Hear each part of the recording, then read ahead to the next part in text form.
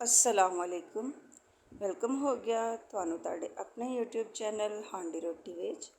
ਅੱਜ ਮੈਂ ਤੁਹਾਡੇ ਵਾਸਤੇ ਪੀਜ਼ਾ ਦੀ ਮਜ਼ੇਦਾਰ ਰੈਸਪੀ ਲੈ ਕੇ ਆਈ ਹਾਂ। ਅਸੀਂ ਸਭ ਤੋਂ ਪਹਿਲੇ ਗੋਸ਼ਤ ਦੀ ਮੈਰੀਨੇਸ਼ਨ ਕਰਾਂਗੇ। ਸਾਨੂੰ ਗਰਮ ਮਸਾਲਾ, ਸੁੱਕਾ ਧਨੀਆ, ਜ਼ੀਰਾ, ਦਾਦਰ ਮਿਰਚ ਤੇ ਜ਼ਰਦੇ ਦਾ ਰੰਗ ਚਾਹੀਦਾ ਹੈ। ਉਸ ਤੋਂ ਬਾਅਦ ਗਾਰਨਿਸ਼ਿੰਗ ਵਾਸਤੇ ਸਾਨੂੰ ਚਾਹੀਦੀ ਹੈ ਟਮਾਟਰ, ਪਿਆਜ਼, ਸ਼ਿਮਲਾ, ਲਿਮੋਸਾ ਲੈ ਲਿਆ ਹੈ। ਅਸੀਂ ਚੌਪ ਕਰ ਲਿਆ ਅਦਰਕ, ਲਸਣ ਤੇ ਹਰੀ ਮਿਰਚ। ਉਸ ਤੋਂ ਬਾਅਦ ਅਸੀਂ ਚਿਕਨ ਨੂੰ ਇਸ ਤਰ੍ਹਾਂ ਕੱਟ ਲਿਆ। ਉਸ ਤੋਂ ਬਾਅਦ ਸਾਨੂੰ ਕੈਚਅਪ ਚਾਹੀਦਾ, ਮਾਇਓਨੀਜ਼, ਸਿਰਕਾ, ਚਿਲੀ ਸੌਸ ਔਰ ਬ੍ਰੈਡ ਚਾਹੀਦੇ ਨੇ।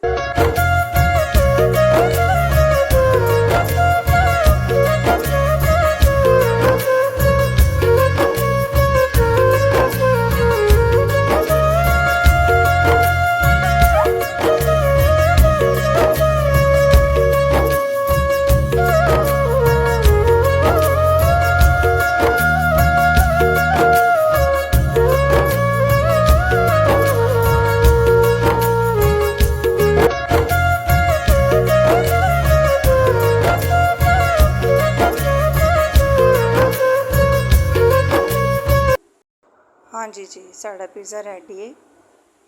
ਤੁਹਾਨੂੰ ਭੁੱਖ ਲੱਗੀ ਹੋਵੇ ਤੇ ਤੁਹਾਨੂੰ ਸਮਝ ਨਾ ਲੱਗੇ ਕਿ ਤੁਸੀਂ ਕੀ ਖਾਣਾ ਹੈ, ਤੁਸੀਂ ਮਿੰਟਾਂ 'ਚ ਪੀਜ਼ਾ ਤਿਆਰ ਕਰ ਸਕਦੇ ਹੋ ਤੇ ਬੱਚਿਆਂ ਦੇ ਲੰਚ ਬਾਕਸ ਵਿੱਚ ਵੀ ਯੂਜ਼ ਕਰ ਸਕਦੇ ਹੋ। ਬਹੁਤ ਮਜ਼ੇ ਦਾ ਬਣਦਾ ਹੈ, ਇਹਦਾ ਜ਼ਾਇਕਾ ਬਹੁਤ ਲਜ਼ੀਜ਼ ਹੁੰਦਾ ਹੈ। ਅਗਰ ਮੇਰੀ ਰੈਸਪੀ ਪਸੰਦ ਆਈ ਹੈ ਮੇਰੇ ਚੈਨਲ ਨੂੰ ਲਾਈਕ ਤੇ ਸਬਸਕ੍ਰਾਈਬ ਕਰ ਦਿਓ। ਟਿਕਟੋਕ ਤੇ ਮੈਨੂੰ ਸ਼ਾਰਟ ਵੀਡੀਓ ਵੇਖਣ ਵਾਸਤੇ ਫੋਲੋ ਕਰ ਲਓ। ਕੱਲ ਮਿਲਾਂਗੀ ਇੱਕ ਮਜ਼ੇਦਾਰ ਰੈਸਪੀ ਦੇ ਨਾਲ। ਅੱਲਾ ਹਾਫਿਜ਼।